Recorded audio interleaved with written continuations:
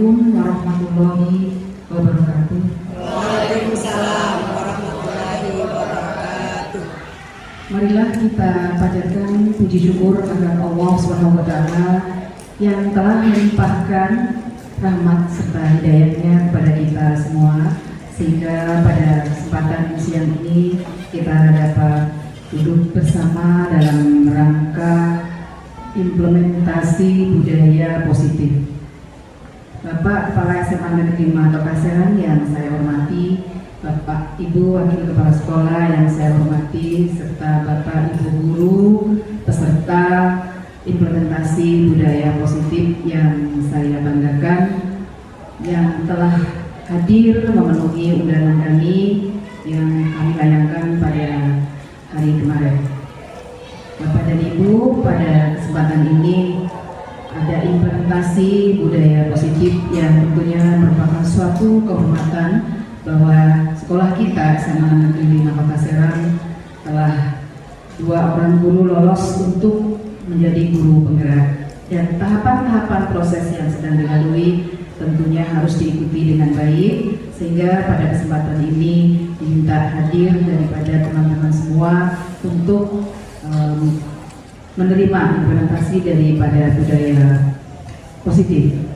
Baiklah, untuk acara demi acara kita buka dulu acara ini dengan bersama-sama kita membaca basmalah.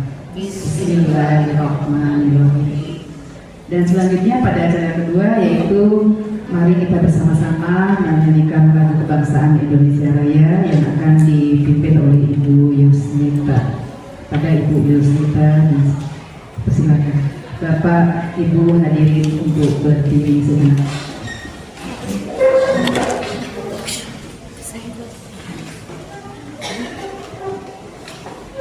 Hiduplah Indonesia Raya. Indonesia tanah airku, tanah tumpah darah. Di sanalah aku berdiri, jadi pandu hidupku.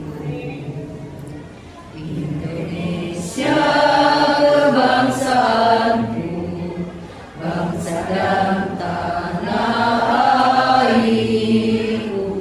Marilah kita berseru, Indonesia bersatu. Hiduplah tanahku, hiduplah negeriku, bangsaku, rakyatku semuanya. Bangunlah jiwanya, bangunlah badannya untuk Indonesia Raya. Indonesia Raya, merdeka, merdeka, tanahku, negeriku yang ku cinta. Indonesia Raya, merdeka, merdeka, hiduplah Indonesia Raya. Indonesia Raya, merdeka, merdeka, tanahku, negeriku yang ku cinta. Indonesia Raya, merdeka, merdeka, hiduplah Indonesia Raya. Hadirin duduk kembali. Acara yang ketiga yaitu sambutan dari Bapak Kepala SMA Negeri 5 Kota Serang pada Bapak Dr. Suparman MM. Persilakan.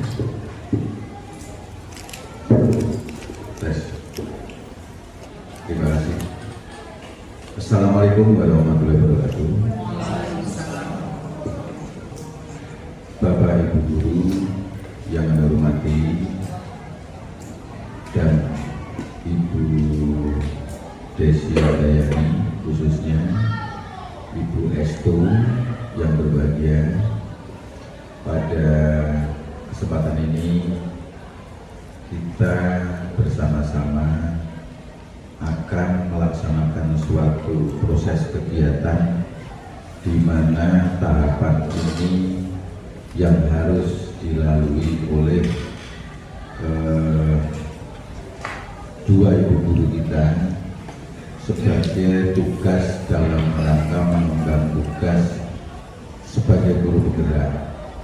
Mudah-mudahan Bapak Ibu guru yang lain segera menyusul mengikuti mendaftar sebagai guru penggerak sebagaimana yang sekarang SMA 5 diwakili oleh dua ibu guru kita, yaitu Bu Desi Handayani dan Ibu Estu. Untuk itu Bapak Ibu, hari ini semua akan diberikan suatu materi, yaitu materi deseminasi dan implementasi. Artinya apa di sini? Deseminasi dan implementasi budaya positif ini diawali dari deseminasi itu maksudnya menyebarluaskan. Nah, nanti setelah semuanya diberitahukan, langsung diimplementasikan dalam konteks tentunya kita di lingkungan satuan pendidikan, di lingkungan pembelajaran, baik di lingkungan kelas maupun di lingkungan sekolah. Untuk itu kami merasa bangga kegiatan ini, karena kegiatan ini merupakan bentuk dari salah satu visi SMA 5, bahwa kita akan mengedepankan siswa yang berperilaku baik. Maka dari itu, dengan materi implementasi budaya positif ini, saya berharap nanti bisa dilaksanakan baik dalam konteks pembelajaran maupun di lingkungan sekolah, dan tidak hanya terbatas pada hari ini yang hadir saja. Kepada Bapak Ibu guru yang lain nanti akan diberikan semacam pemimbasan bahwa dalam konteks pembelajaran, dalam konteks mendidik, kita harus tanamkan budaya-budaya positif yang harus dimiliki oleh siswa, termasuk budaya positif oleh kita sebagai pendidik. Saya kira dari saya itu cukup. Nanti secara jelasnya akan diuraikan oleh Ibu Desi dan Ibu Estu. Dengan mengucapkan Bismillahirrahmanirrahim, acara implementasi budaya positif ini kita nyatakan dibuka. Selanjutnya kepada beliau sebagai pemberi materi, nanti jika ada hal-hal yang mungkin tidak jelas bisa ditanyakan langsung. Dari saya cukup, saya akhiri. Wassalamualaikum warahmatullahi wabarakatuh. Demikian tadi sambutan dari Bapak Kepala Sekolah. Selanjutnya acara inti yaitu penyampaian materi yang pertama yang akan disampaikan oleh Ibu Desi Handayani SPD, di mana materi yang akan disampaikan adalah yang pertama, disiplin positif dan nilai kebijakan universal. Yang kedua, teori motivasi, hukuman dan penghargaan, restitusi. Yang ketiga, keyakinan kelas. Pada Ibu Desi Handayani SPD dipersilakan.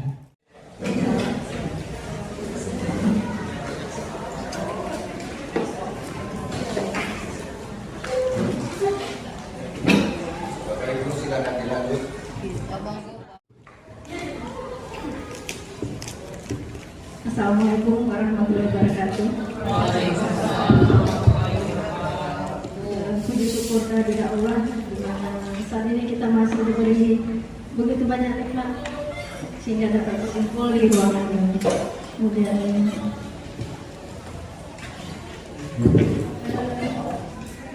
tidak lupa salawat salam kepada junjungan besar Nabi kita Muhammad Shallallahu Alaihi Wasallam. Dan terima kasih kepada Bapak Ibu Wakasek yang telah hadir pada kegiatan hari ini. Kemudian terima kasih yang sangat kami ucapkan kepada rekan-rekan guru yang meluangkan waktunya untuk mengikuti kegiatan kami pada hari ini. Kegiatan ini pada dasarnya adalah sebuah penyampaian apa yang kami dapat pada salam guru penggerak yang kami ikuti. Jadi hanya share ilmu. Mudah-mudahan kita bisa dapat saling untuk kerjasama, saling mendukung. Apa yang kami pelajari ini akan dapat kita terapkan di sekolah kita supaya sekolah kita untuk kedepannya jauh lebih baik lagi.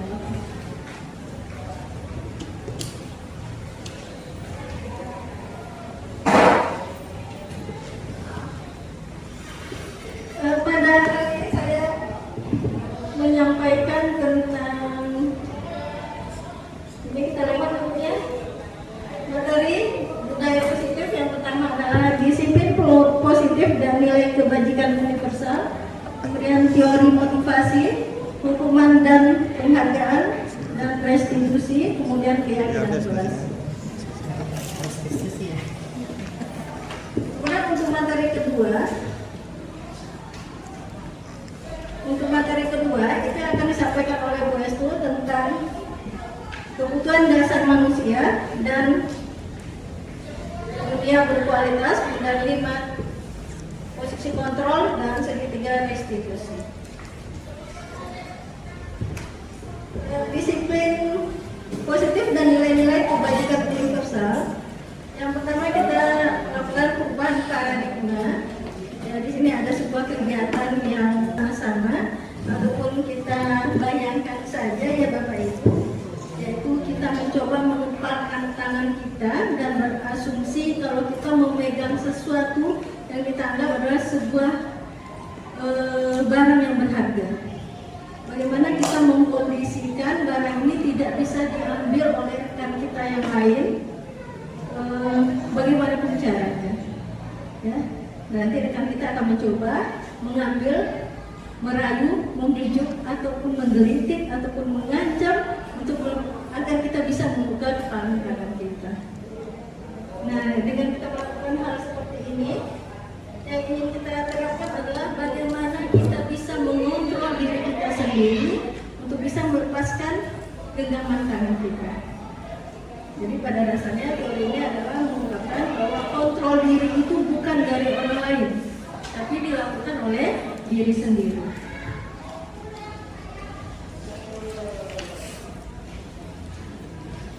Kemudian teori kontrol yang kita kenal adalah teori Dr. William Glasser yang menjadi teori kontrol yang pertama, yaitu yang menjelaskan miskonsepsi teori kontrol itu sendiri.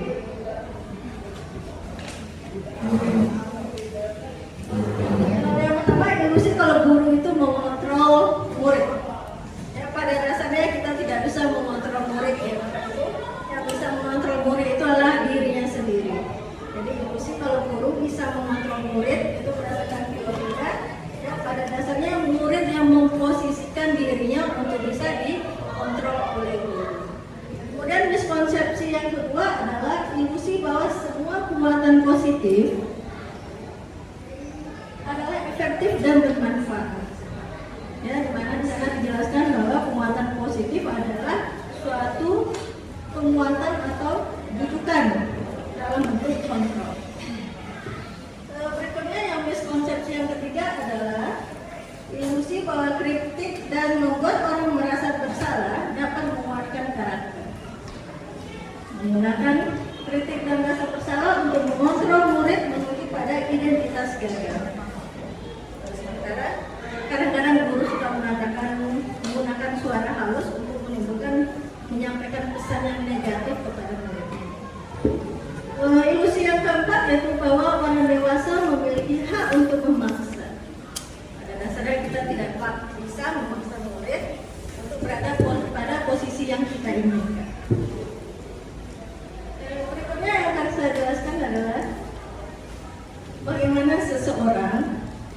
bisa berubah dari paradigma stimulus respon menjadi teori kontrol. Nah, bagaimana kita bisa menemukan suatu disiplin positif tidak lepas dari makna disiplin itu sendiri, yaitu menanamkan motivasi pada murid-murid kita untuk menjadi apa yang mereka inginkan, untuk menghargai diri sendiri dan mencapai tujuan yang mulia.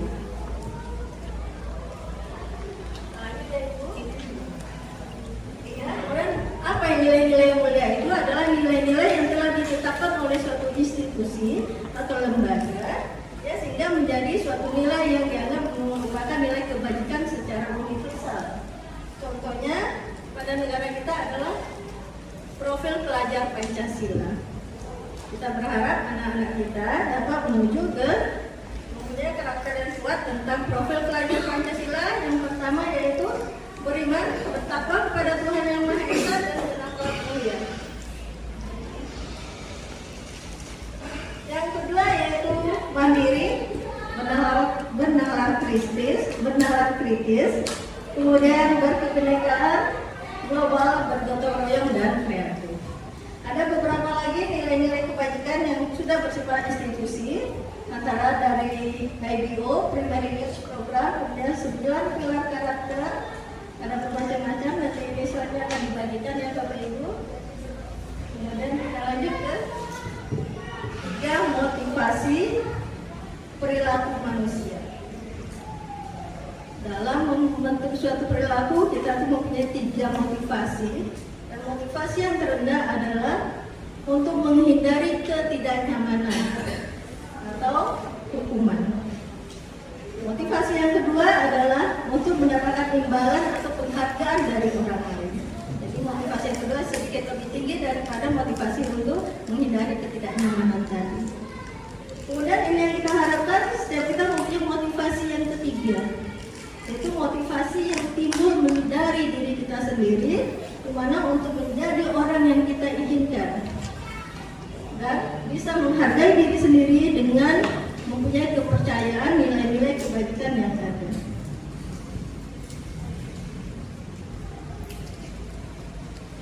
Kemudian kita masuk pada hukuman dan penghargaan. Sebenarnya hukuman dan penghargaan itu beda sedikitnya ibu-ibu. Ini ada contoh kasus yang terjadi di sekolah, yang mudah-mudahan bukan di sekolah kita.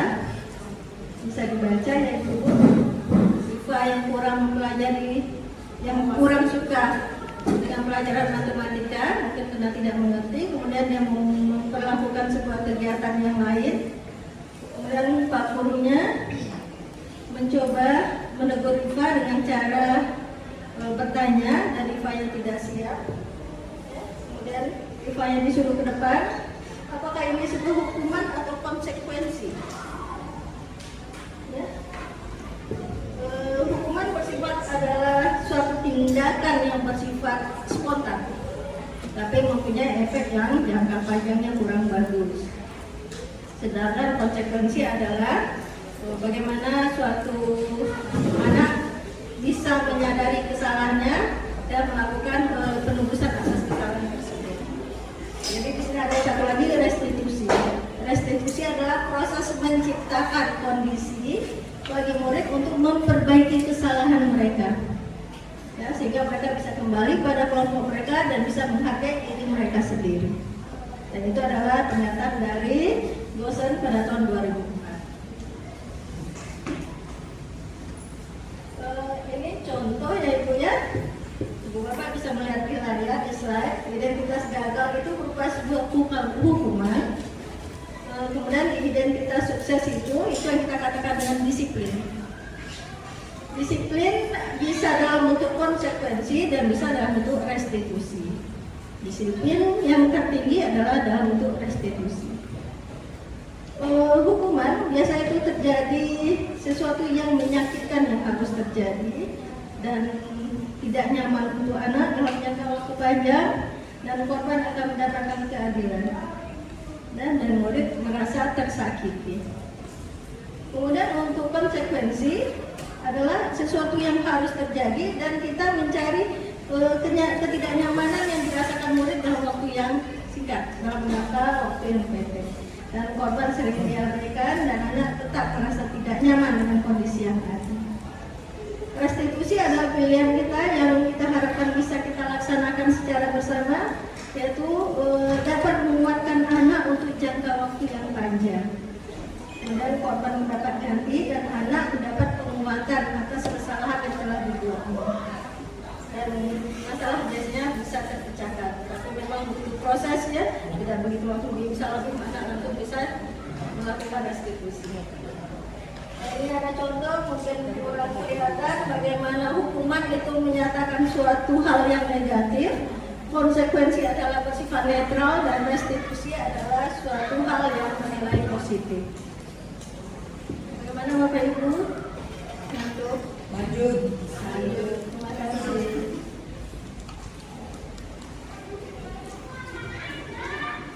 Ini contoh anak-anak dihukum, ada konsekuensinya.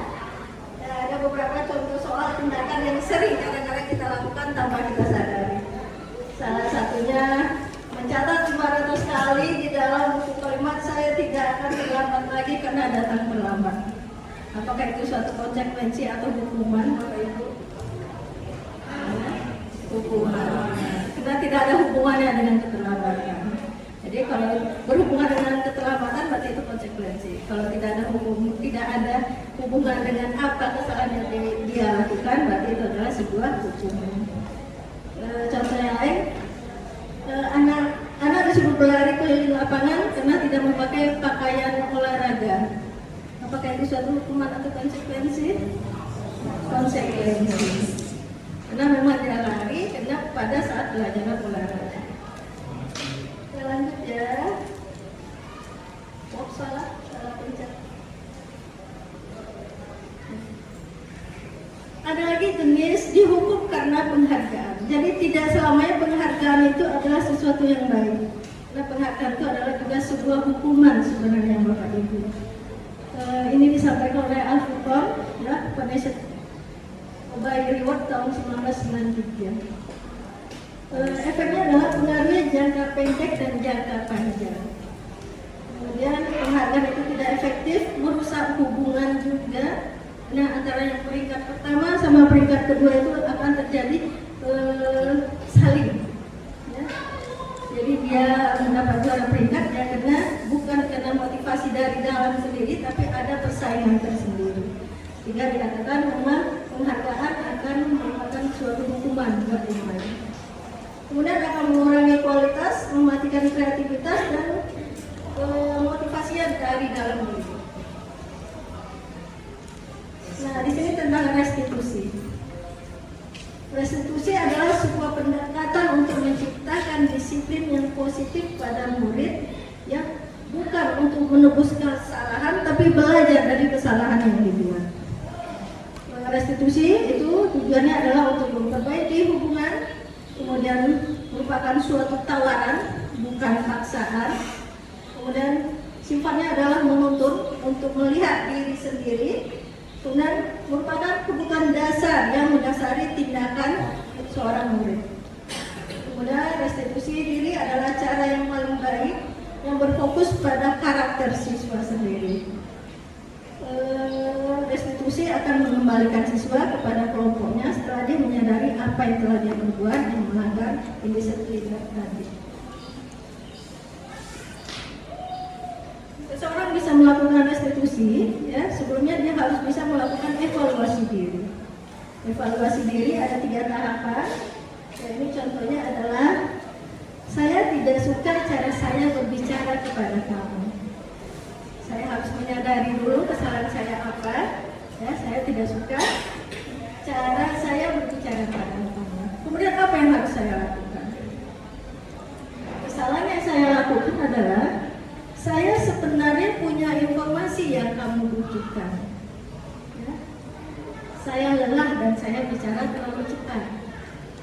Kemudian saya tidak jelas menyampaikan apa yang saya inginkan. Karena kita ada yang ingin kita sampaikan, tetapi cara penyampaiannya yang tidak pas. Ini akan menimbulkan suatu kesalahpahaman. Kemudian pemahaman saya berbeda dengan pemahaman itu juga yang menyebabkan terjadinya perselisihan. Yang tahap ketiga adalah apa yang akan saya lakukan untuk memperbaiki kesalahan yang saya perbuat tadi. Yang pertama mungkin menyampaikan informasi apa yang saya ketahui dan apa yang kamu butuhkan. Jadi nyambung ya, saya tahunya ini dan kamu yang butuh itu. Jadi nggak usah menambah dan melebihkan atau mengurangi. Kemudian saya akan bicara lambat. Kadang-kadang kita memang sering berbicara cepat kepada siswa, ya kita lupa kalau mungkin pengertiannya, maknanya kurang nyampe. Mungkin kita akan berbicara lebih pelan dan lebih lambat. Kemudian saya akan bicara lebih jelas tentang keinginan saya. Kemudian saya akan menyampaikan pemahaman saya kepada kamu. Slide berikutnya, kita masuk ke keyakinan kelas. Kenapa keyakinan kelas bukan peraturan kelas? Jadi mungkin hal yang baru saya dengar juga dalam modul ini yaitu keyakinan kelas. Keyakinan kelas merupakan nilai-nilai keselamatan atau kesehatan, yaitu nilai-nilai yang sifatnya universal dan sudah diakui oleh banyak orang, yang disepakati secara tertulis ataupun tersirat. Ini keyakinan kelas kita lakukan, mungkin Bapak Ibu wali kelas dapat melakukannya di kelas masing-masing. Ya, bagaimana kita menanamkan keyakinan kelas untuk anak-anak.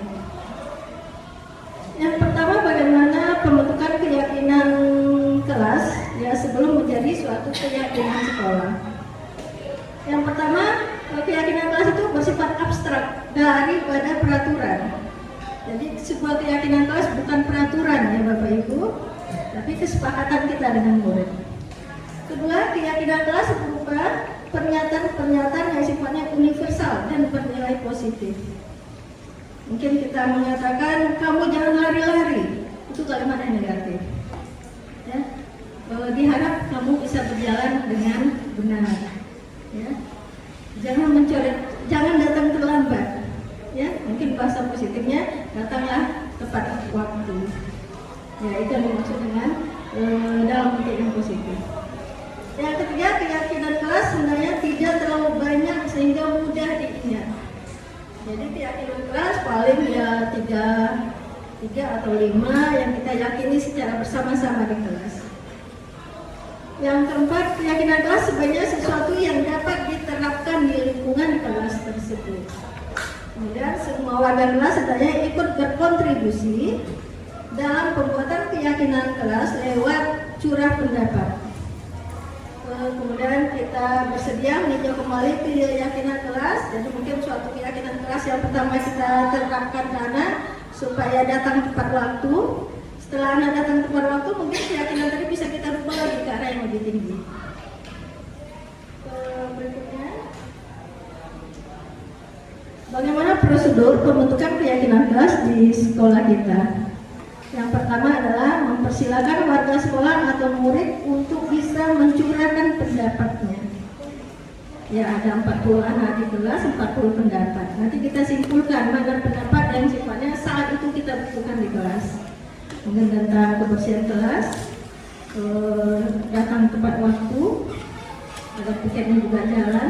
Jadi banyak keyakinan yang bisa kita tetapkan secara bersama. Kemudian mencatat semua masukan-masukan yang ada dari murid atau warga sekolah. Kemudian kita susun keyakinan kelas tadi dan kemudian kita tinjau kembali bersama-sama dengan murid di kelas. Setelah keyakinan kelas terbentuk, secara komitmen anak-anak menandatangani tentang keyakinan kelas yang sudah dibentuk. Kemudian keyakinan kelas yang sudah disusun dengan rapi tadi, ya kalau bisa kita pajang di kelas sehingga anak-anak sudah melihat itu bisa melihat kembali apa yang sudah disepakati bersama. Sepertinya materi untuk ini sudah selesai ya Bapak Ibu. Nanti dilanjut lagi dengan materi yang berikutnya sama Bu Esti. Ya mohon maaf atas segala kekurangan dan kesalahan. Nah tetap ini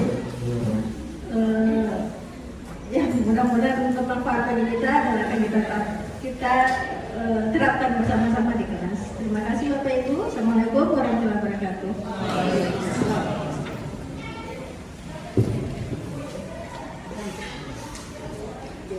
terima kasih pada Ibu Desi Handayani SPD yang telah menyampaikan materinya dan cukup jelas dan gamblang. Tapi nanti akan dilanjutkan oleh Bu Estu, dan nanti jika ingin bertanya perihal materi yang disampaikan tadi, nanti kita buka untuk virtual dan melalui WA Group. Dan selanjutnya akan disampaikan oleh Ibu Estu Wijayaningsih SPD MPD, di mana materi yang akan disampaikan yaitu kebutuhan dasar manusia dan dunia berkualitas, 5 posisi kontrol dan segitiga restitusi. Kepada Ibu Estu Wijayaningsih SPD MPD, dipersilakan. Terima kasih Bu Sri atas kesempatannya. Terima kasih Bapak Ibu yang sudah hadir di sini. Saya harap Bapak Ibu masih tetap semangat ya, walaupun sudah jam siang dan ini sudah waktunya jam ngantuk sepertinya ya Bapak Ibu. Baik Bapak Ibu, saya tidak panjang lebar ya, saya akan melanjutkan paparan budaya positif. Yang selanjutnya adalah tentang kebutuhan dasar manusia.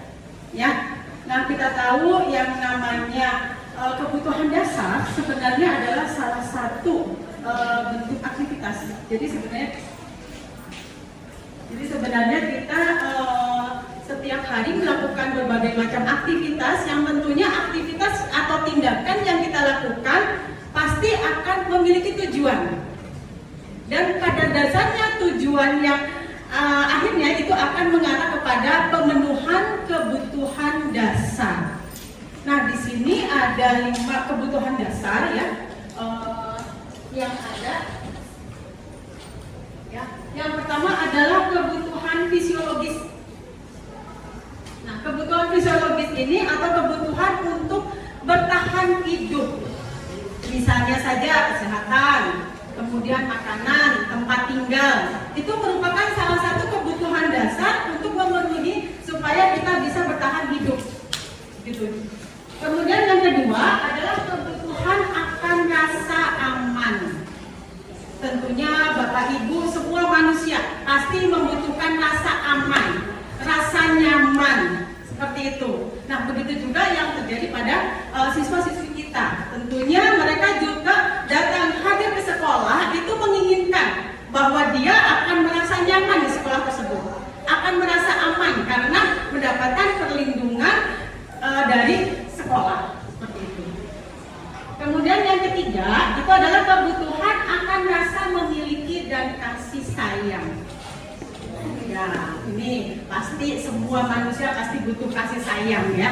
Dan biasanya kalau pada anak-anak kasih sayang itu nilainya lebih tinggi, gitu loh. Kebutuhan kasih sayangnya lebih tinggi. Kenapa? Karena anak itu kadang pengen dihargai, bisa diterima di lingkungannya, seperti itu. Dan siswa-siswa kita itu seperti itu. Mereka hadir ke sekolah, tentunya mereka ingin dihargai. Jadi ingin bisa diterima di lingkungannya.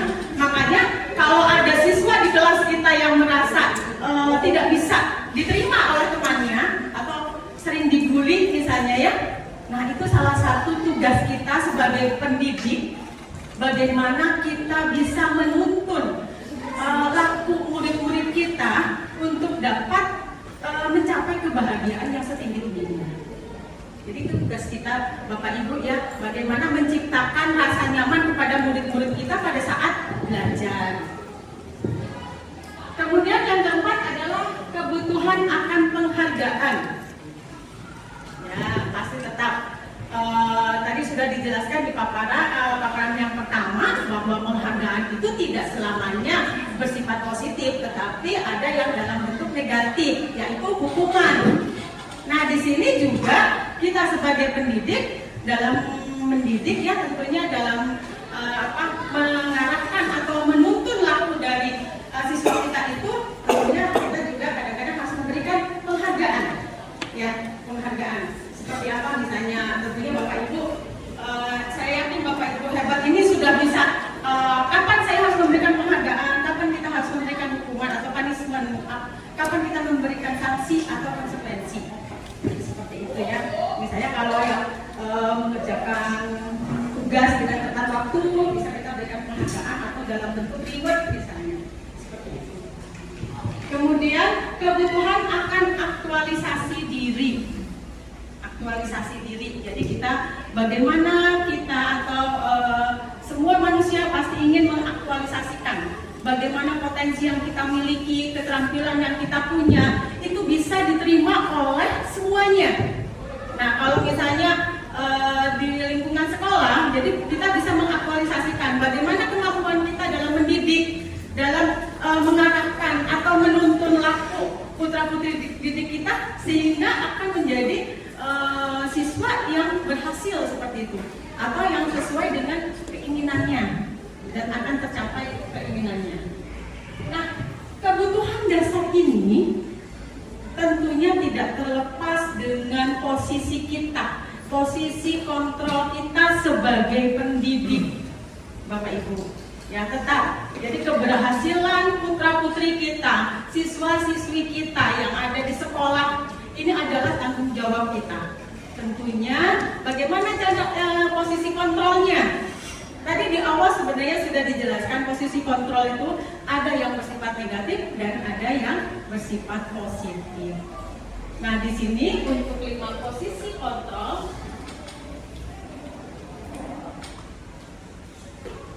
nah ini ada 5 posisi kontrol restitusi.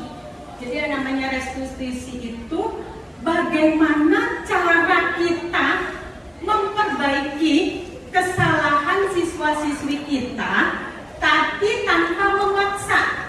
Jadi muncul dari dalam diri sendiri, gitu loh.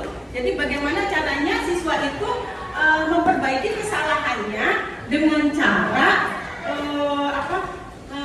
dengan cara keinginannya sendiri tanpa terpaksa seperti itu. Nah, ini di sini ada 5 posisi kontrol kita. Yang pertama adalah penghukum, kemudian pembuat rasa bersalah, teman, pemantau, dan manajer. Sebenarnya Bapak Ibu nanti tinggal melihat saja posisi kontrol kita dalam posisi yang mana. Karena sebenarnya untuk restitusi ini Bapak Ibu sudah pernah melakukannya secara tidak sadar. Misalnya kalau Bapak Ibu melakukan tindakan pada saat siswa terlambat, tentunya Bapak Ibu pernah menangani kan? Ya, entah itu di kelas maupun pada saat piket, tentunya Bapak Ibu sudah pernah menangani bagaimana caranya supaya anak ini bisa berubah, bisa memperbaiki kesalahannya, sehingga dari perbaikan kesalahannya ini bisa kembali ke dalam kelompoknya dan menjadi budaya di dalam tubuhnya. Seperti itu. Nah, di sini tadi sudah dijelaskan di awal bahwa motivasi itu dibagi menjadi 2. Ada motivasi eksternal atau ekstrinsik dan ada motivasi intrinsik. Kalau ekstrinsik berarti pengaruhnya dari luar. Kalau sedangkan intrinsik itu pengaruhnya dari dalam. Nah, kenapa dari motivasi itu akan menjadi identitas yang gagal? Karena itu membentuk perilaku kontrol yang negatif. Nah, membentuk perilaku kontrol yang negatif ini biasanya terjadi pada posisi kontrol kita sebagai pendidik, yaitu sebagai penghukum dan membuat orang merasa bersalah. Ini biasanya sering terjadi Bapak Ibu, dan itu juga tidak menutup diri bahwa saya juga kadang pernah melakukan perilaku posisi kontrol penghukum maupun pembuat rasa bersalah seperti itu. Nah, kalau posisi kontrol itu adalah penghukum, di situ guru biasanya menghardik-hardiknya, menghardik, mencaci, sambil menunjuk-nunjuk, kadang marah-marah. Nah, kalau posisi kontrol seperti ini, ternyata dampaknya ada di dalam siswa. Jadi tujuan kita memarahi atau tujuan kita itu menghardik, menunjuk itu sebenarnya kan pengennya supaya si anak ini bisa menjadi lebih baik.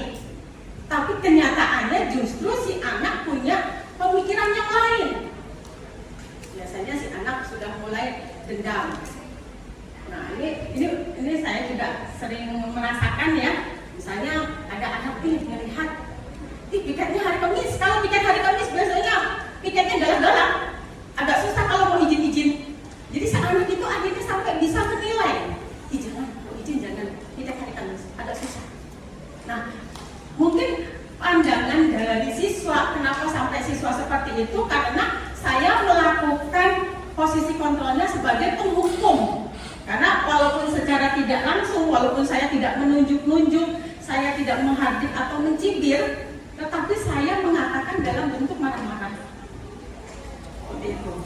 Dan itu juga koreksi saya sendiri bahwa oh ternyata saya masih dalam posisi kontrol sebagai penghukum, dan ternyata kalau penghukum itu nanti efeknya nggak bagus. Apa harapan kita anak itu ada perbaikan di dalam hidupnya? Ternyata tidak. Seperti itu. Kemudian kalau membuat orang merasa bersalah, ini biasanya tidak dengan marah-marah, halus, ngomong halus, ramah, tetapi dengan kata-kata yang membuat perasaan kita itu merasa aduk-aduk. Artinya merasa bersalah seperti itu. Misalnya kalau ada siswa yang terlambat, misalnya di dalam kelas, loh kamu kenapa terlambat gitu loh, kamu nggak kasihan sama orang tua kamu? Coba kalau kamu terlambat itu seperti ini, orang tua kamu sudah capek-capek loh nyari uang bekerja. Nah di situ justru efeknya juga ternyata tidak bagus gitu loh. Ternyata tidak bagus karena apa? Ternyata si anak itu menjadi merasa rendah diri, merasa bersalah. Aduh kalau saya kayak gini pasti nanti akan begini orang tua saya. Jadi anak itu malah tidak bisa mengeksplor keinginannya, kemudian keterampilan yang dia miliki, potensi yang dia miliki. Jadi dia merasa ketakutan. Karena apa? Takut nanti nyinggung orang, takut nanti malah bikin malu orang tua. Itu sampai seperti itu sih. Lalu kita posisi kontrolnya yaitu sebagai pembuat rasa bersalah. Makanya untuk perilaku kontrol negatif akan menghasilkan kegagalan.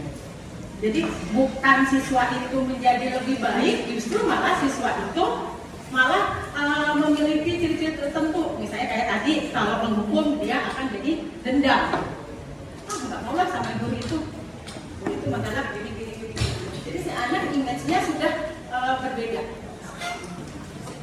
Nah, untuk identitas yang berhasil itu bisa dilakukan dari perilaku kontrol yang eksternal, yaitu posisi yang ketiga, teman dan pemantau misalnya ya. Sedangkan untuk motivasi intrinsiknya adalah manajer. Gitu.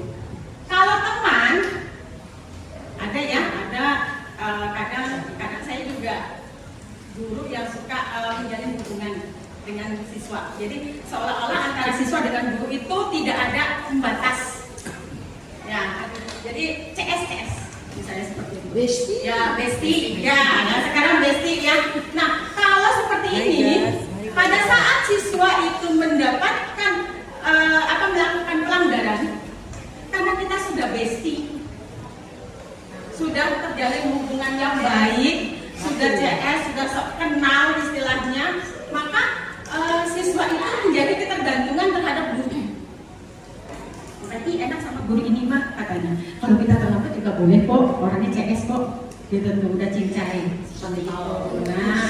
Nah ini efeknya memang baik, gampang anak itu akan diarahkannya, karena kan kita sudah dekat. Cuma nanti efeknya itu akan muncul ketergantungan pada siswa itu. Nah, pada saat kita tidak mengajar atau pada saat kita sudah tidak menjadi wali kelas di kelas tersebut, pada siswa tersebut, nanti efeknya gitu loh. Jadi seolah-olah siswa itu akan membandingkan anak-anak kemarin deh daripada yang ini, seperti itu. Karena di situ posisinya sebagai teman. Sedangkan untuk yang pemantau di situ, nah seperti yang dijelaskan di awal, pemantau itu antara siswa dengan guru itu membuat aturan belajar, ya, atau keyakinan kelas atau kesepakatan. Nah, selama ini kita mungkin belum pernah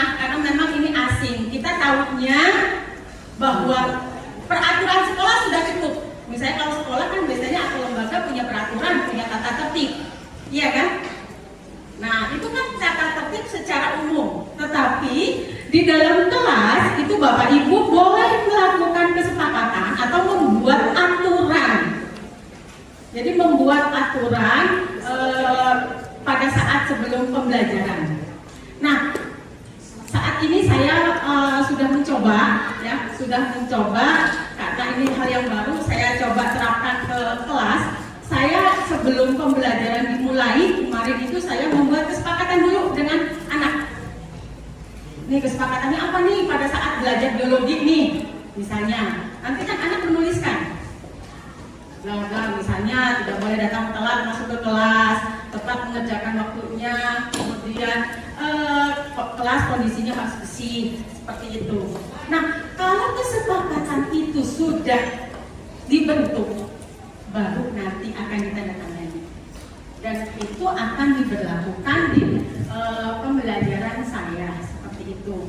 Jadi saya buat kesepakatan dulu, baru aturan itu kita laksanakan. Nah, disitulah bentuk adanya konsekuensi, gitu loh. Jadi pada saat kita membuat aturan, kemudian aturan itu kita langgar, misalnya siswa itu melanggar, maka siswa itu sudah dengan sendirinya sudah akan tahu konsekuensinya kalau kita melanggar seperti apa, gitu loh. Nah, itu kita buat dan itu pernah kita laksanakan pada saat kemarin program sekolah model ya. Sekolah model kita pernah membuat komitmen menggunakan spanduk, kemudian kita tanda tangan. Nah, bentuknya seperti itu dan ternyata tidak hanya dilakukan di sekolah, tapi bisa dilakukan di kelas Bapak Ibu. Jadi silakan Bapak Ibu bisa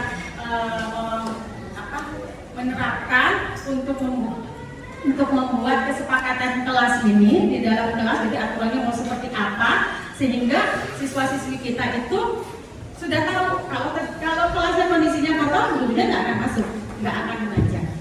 Dan itu terjadi di saya. Pokoknya saya kalau setiap awal kalau kelas kondisinya kotor, dalam arti kalau tanam agak susah ya Bapak Ibu. Jadi kalau misalnya kertas gitu, saya suruh ambil dulu sehingga kondisi kelasnya sudah bersih, membiasakan anak juga. Karena salah satu bentuk dari budaya positif seperti itu. Makanya di situ kalau posisi pemantau, guru itu adalah berbuatnya untuk menghitung dan mengukur. Jadi menghitung. Kalau salah berarti seperti ini. Kalau kamu melakukannya dengan benar, maka konsekuensinya seperti ini. Jadi istilahnya justru siswa itu lebih bisa memperbaiki kesalahannya dibandingkan penghukum, pembuat rasa bersalah ataupun teman. Karena sebelumnya memang sudah ada kesepakatan seperti itu. Jadi kalau dilanggar ya sudah tahu, gitu loh. Nah, kemudian yang kelima, yang terakhir adalah posisi kontrol diri, yaitu posisi kita sebagai manajer. Awalnya saya pikir yang namanya manajer itu arahnya ke kepala sekolah, jadi kita mah cukup aja nih di pemantau atau di teman. Tetapi ternyata tidak. Kita bisa menjadi manajer di dalam kelas kita yang kita pegang, yang kita ajarkan. Seperti itu.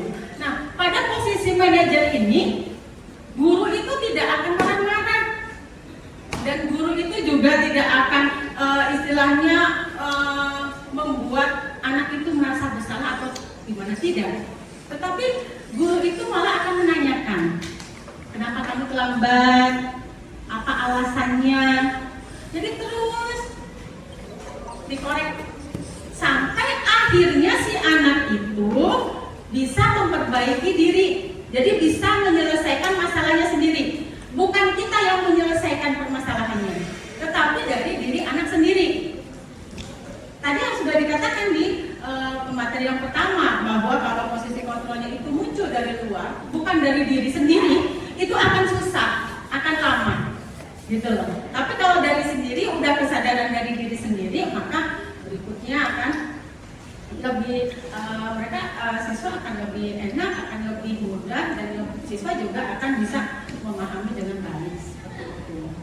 Jadi di sini posisi kontrol manajer itu tidak akan mencari kesalahan, tetapi menyelesaikan bagaimana siswa yang melanggar kesalahan tadi itu bisa memperbaiki dirinya sendiri sesuai dengan solusinya sendiri. Jadi kita hanya sebatas mengarahkan saja. Jadi dengan cara mengajukan beberapa pertanyaan seperti tadi, mengapa kamu terlambat? Misalnya jawabnya misalnya, oh kemarin tidurnya kemalaman, oh tidurnya jam berapa? Seperti itu. Memang kalau jujur, saya itu juga model orangnya yang nggak sabar. Iya, model orangnya nggak sabar. Karena kalau kita nanya seperti itu, kelamaan. Loh, waktunya habis. Ya, betul ya. Karena saya berpikirnya mengajar itu masih berorientasi dengan materi. Jadi, materinya harus selesai. Nggak selesai kalau ngurusin satu. Ya kalau yang cuma satu nanti di belakang layar bisa kita tangani. Kalau banyak, itu kan berarti harus klasikal. Enak kalau klasikal ya. Seperti itu. Kadang saya juga nggak sabar Bapak Ibu. Ya. Nah ini misalnya kalau guru berkata kalau yang sebagai penghukum misalnya kalau kamu tidak melakukannya saya akan apa misalnya. Nah, jadi ada ancaman di situ seperti itu. Kemudian kalau posisinya sebagai pembuat rasa bersalah gitu ya, kamu sudah mengecewakan ibu bapak ya. Kalau biasanya saya melakukannya, apa kamu nggak kasihan sama orang tua? Biasanya saya sih menggunakan bahasa yang seperti itu. Lihat orang tua kamu gitu ya, kasihan sudah capek bekerja, harapannya kan anaknya menjadi berhasil nanti ya, istilahnya mengangkat derajatnya orang tua, tapi ternyata anak di sekolahnya malah melanggar peraturan. Kemudian kalau sebagai teman itu biasanya pertanyaan guru berkatanya lakukan untuk bapak ibu, sudah nanti bapak ibu bantu. Nah itu juga saya sering pernah melakukan seperti itu. Jadi kalau anak merasa bersalah, ya udah nanti ibu yang nyampaikan kayak ini gampang itu mah udah silakan kamu masuk. Karena saya juga melakukan hal yang seperti itu, gitu loh. Karena apa? Karena kita merasa dekat dengan siswa tersebut. Pada saat siswa terlambat, takut untuk masuk ke kelas, udah gampang nanti ibu yang hubungin. Apalagi waktu itu saya pernah posisi wali kelas ya, posisi wali kelas gitu kadang, Bu saya baru bisa masuk jam 8 misalnya karena ada kegiatan ini. Bu pikirnya agak susah nih, udah gampang nanti ibu yang ngomong. Nah itu posisi perkataan yang pernah saya lakukan seperti itu ya. Kemudian kalau yang sebagai pemantau ya tadi karena di situ ada kesepakatan, ada komitmen, pasti di situ pasti akan ditanya. Kamu terlambat, tahu kan? Kalau kamu terlambat, peraturan kelas seperti apa, konsekuensinya seperti apa. Jadi tinggal bilang aja, tidak ada perkataan yang marah-marah tidak.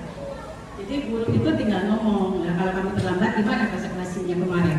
Kan kemarin sudah dijelaskan, kita sudah tanda tangan kesepakatannya. Nah ini saya sudah mencoba untuk membuat kesepakatan ya, dengan siswa. Ya mudah-mudahan saya juga sabar, kadang nggak sabar juga saya. Iya banyak nggak sabarnya seperti itu, karena kayak gitulah. Kemudian kalau yang sebagai manajer, itu. Jadi kalau sebagai manajer dia tidak akan mencari kesalahan, tidak lihat konsekuensi dan apa, tapi kenapa kamu terlambat? Kemudian apa yang akan kita yakini? Apa kamu meyakini hal tersebut? Kalau kamu meyakini, kamu akan perbaikinya bagaimana? Jadi kalau kamu jadi ditawarkan ke siswanya. Kalau kamu terlambat, ya seperti ini. Nanti kalau seperti ini, jadi tidak ada. Nah ini hasilnya. Hasilnya tadi yang sudah saya jelaskan di atas bahwa kalau kita posisi kontrolnya itu sebagai penghukum, yaitu anak itu malah menjadi memberontak, mendendam. Jadi dendam, saya besok-besok gak mau sama guru ini, males gitu. Guru yang ini, guru ini makanya. Nah, jadinya mindset si anak itu sudah bisa memilih, oh enakan ini daripada ini, dan sering menyalahkan orang lain. Kemudian kalau posisi kontrolnya itu sebagai pembuat rasa bersalah, dia akan menyembunyikan permasalahannya dan cenderung berbohong. Jadi supaya apa? Ya menghindari supaya nggak dihukum. Kemudian tadi yang ketiga yaitu posisi kontrol sebagai teman, yaitu munculnya ketergantungan. Sedangkan kalau posisi kontrol sebagai pemantau, yaitu menyesuaikan bila diawasi. Jadi ngeliat-lihat, kalau misalnya kita kan sudah punya kesepakatan nih, sudah bikin kesepakatan dengan siswa. Jadi kalau misalnya kamu nggak ketemu S2, ini kan pelajarannya bukan pelajaran S2, nggak apa-apa, gitu loh. Kan karena apa? Karena tidak ada aturan di dalam kelas. Misalnya habis saya, biasanya itu Bu Sri, misalnya ya di kelas 10 MIPA 5, nggak apa-apa melanggar juga. Kok itu mah hanya dengan S2 saja. Jadi dia melakukannya itu melihat pada saat terjadi akad kesepakatan tadi. Jadi kalau pakai orang lain ya dia ya bebas karena memang tidak ada kesepakatan. Kemudian kalau sebagai manajer ini yang justru malah akan menjadi apa ya, di dalam tubuh itu akan menjadi budaya positif, jadi akan membentuk karakter yang positif. Karena memang si anak itu dia melakukan kesalahan dan menyelesaikan permasalahannya sendiri tanpa campur tangan dari orang lain. Jadi memang dikorek, ditugah gitu ya. Bagaimana nih kamu kalau saatnya begini? Jadi anak itu, oh ya kalau saya begini akan begini. Jadi sudah bisa menyimpulkan sendiri dan akhirnya dia akan kembali kepada komunitas kelompoknya itu menjadi kepribadian yang kuat dan memiliki karakter yang baik. Nah, tinggal Bapak Ibu tinggal berkaca aja ya, merefleksikan diri di dalam kita dari kelima posisi kontrol menurut Abraham Maslow ini, kita berada pada posisi yang mana? Apakah kita sebagai penghukum, pembuat rasa bersalah, atau sebagai teman, pemantau, atau sebagai manajer? Mari Bapak Ibu, kalau yang masih sebagai sebagai penghukum atau pembuat rasa bersalah, kita mencoba memperbaiki sama-sama ya Bapak Ibu. Saya juga masih atau bukan orang yang sempurna, tetapi saya akan berusaha untuk membuat menjadi lebih baik lagi. Ya. Ini kalau kaitannya dengan dunia berkualitas ya Bapak Ibu, ternyata kalau penghukum itu murid meletakkan guru di luar dunia berkualitas. Sedangkan kalau membuat orang merasa bersalah, murid meletakkan guru di dalam dunia berkualitas.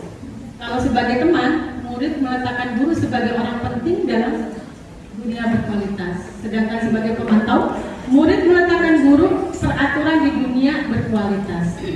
Yang sebagai manajer, murid meletakkan dirinya sebagai individu yang positif dalam dunia berkualitas.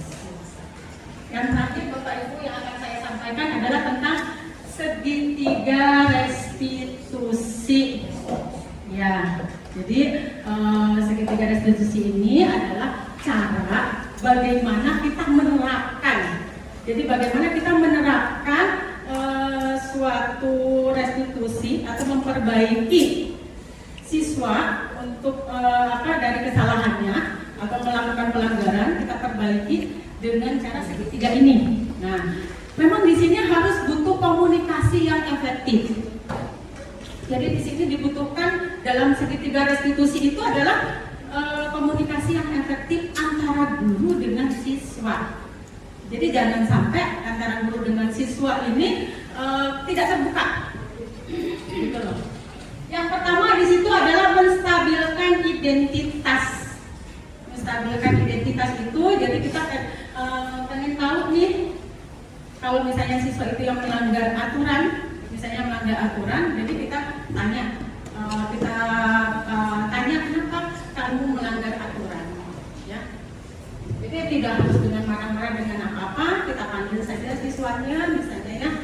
Cuma memang kalau dengan sekolah kita yang klasikalnya itu 48 siswa, kalau kita satu persatu manggil sepertinya agak repot. Kemudian yang kedua adalah validasi tindakan yang salah. Ya, pasti siswa itu melakukan tindakan atau melakukan aktivitas pasti ada tujuannya. Ya kan? Kayak siswa itu bolos, pasti ada tujuannya. Ada yang dituju. Nah, tujuan yang dia lakukan itu tentunya tidak terlepas dari kebutuhan dasar. Gitu loh. Kenapa siswa sampai membolos?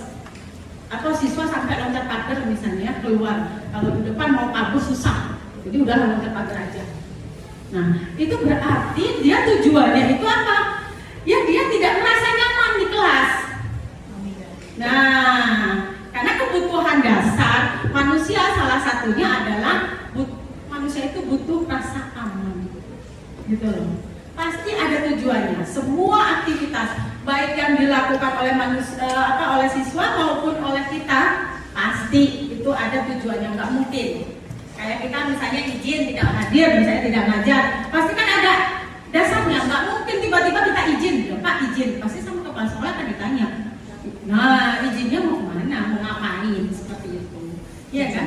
Nah salah satunya kalau misalnya izinnya itu, Pak maaf Pak saya sakit. Nah berarti tujuan untuk memenuhi kebutuhan bertahan hidup.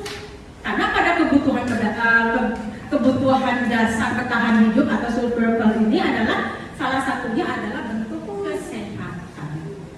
Makanya pada saat yang kedua validasi tindakan yang salah, maka kita harus cari tahu. Jadi kenapa si anak ini melakukan kesalahan? Tujuannya apa? Jadi kita cari tahu. Kemudian yang ketiga, kita menanyakan keyakinan. Jadi kita tanyakan keyakinannya gitu loh. Kalau kamu cara belajarnya seperti ini, datang sering terlambat, kemudian di kelas juga kadang kamu jalan-jalan, sering keluar, kemudian tugas juga tidak dikerjakan dengan tepat waktu misalnya ya. Terus bagaimana dengan cita-cita kamu? Sebenarnya kamu cita-citanya mau jadi apa? Itu kan si anak jawab tuh. Pada saat anak itu menjelaskan cita-citanya, nanti di situ baru kita masuk lagi. Nah kalau kamu caranya seperti ini, masuk nggak dengan cita-cita kamu? Tercapai tidak dengan cita-cita kamu? Nanti si anak akhirnya akan dengan sendirinya baru meyakini, oh iya kalau saya terus menerus seperti ini pasti akan melakukan cita-cita saya tidak akan tercapai seperti itu. Ya Bapak Ibu, mungkin itu saja paparan dari saya. Kalau Bapak Ibu masih kurang jelas, seperti tadi arahan dari moderator ya, dari Bu Sri, bisa ditanyakan lewat WA ataupun nanti bisa ditanyakan secara langsung. Mungkin Bapak Ibu itu saja paparan dari saya tentang budaya positif. Harapannya ayo kita sama-sama memperbaiki, kita lihat apakah bentuk restitusi yang kita lakukan terhadap siswa itu apakah sudah membuat siswa menjadi berhasil, menjadi lebih baik, apakah kita malah justru membuat siswa itu menjadi gagal. Ya, baik, itu saja yang saya sampaikan. Saya kurang lebihnya mohon maaf apabila ada kesalahan, itu mungkin datangnya dari saya sebagai manusia masih tidak luput dari kesalahan. Wabillahi taufiq wal hidayah. Wassalamualaikum warahmatullahi wabarakatuh. Waalaikumsalam. Demikian tadi paparan dari Ibu Estu Wijayaningsih yang tentunya sangat gamblang dan sangat jelas ya untuk penyampaian materi, sehingga pada kesempatan ini secara keseluruhan materi sudah disampaikan, dan pada Bapak Ibu untuk sejenak menunggu ya, karena sekalian makan di sini sebentar ya Bapak Ibu, karena yang Bapak Ibu yang lain sudah lebih dulu makan siang di ruang guru, sehingga jadi setelah nanti kita sudah makan, kita selesaikan langsung kita menuju ruang guru. Jadi Bapak dan Ibu, tadi apa yang sudah disampaikan oleh Bu Desi ataupun Ibu Estu tentunya dapat kita jadikan ilmu tambahan kita sebagai guru, yang tentunya sebenarnya itu secara keseluruhan sering kita lakukan. Ya, kadang-kadang yang kita lakukan itu memang kadang-kadang seolah-olah tanpa dasar, padahal semua yang kita lakukan itu adalah sebuah implementasi yang akan menuju budaya positif ya. Sekali lagi saya ucapkan terima kasih kepada Ibu Desi Handayani SPD dan Ibu Estu Wijayaningsih SPD MPD yang sudah menjadi utusan dari SMA Negeri 5 Kota Serang sebagai penggerak ya. Hanya pesan saya, gerak itu adalah perubahan posisi, sehingga dengan adanya dua orang yang menjadi guru penggerak di SMA Negeri 5 Kota Serang ini, mudah-mudahan ya kita menjelang akreditasi tahun 2023 ya, yang posisinya sudah A, lebihnya sedikit, maka berharap nanti dengan adanya perubahan posisi yang fasilitasi oleh sekolah dan yang digerakkan oleh Ibu Desi Handayani dan Ibu Estu Wijayaningsih ini membuat posisi SMA Negeri 5 Kota Serang menjadi akreditasi yang lebih tinggi dan sekaligus punya ciri tersendiri bahwa SMA Negeri 5 Kota Serang punya budaya yang positif sesuai dengan apa yang diprogramkan oleh Bu Estu dan Bu Desi sebagai motor guru penggerak wakil dari SMA Negeri 5 Kota Serang. Itu saja barangkali Bapak dan Ibu, jika nanti ada hal yang ingin ditanyakan atau ingin diskusi bisa kita lakukan virtual, langsung menghubungi Bu Estu dan Bu Desi baik melalui WhatsApp grup ataupun perseorangan ataupun langsung bisa ketemu langsung. Dan itu saja barangkali untuk terakhir, marilah acara ini kita tutup dengan membaca hamdalah. Alhamdulillahirabbil alamin. Wassalamualaikum warahmatullahi wabarakatuh.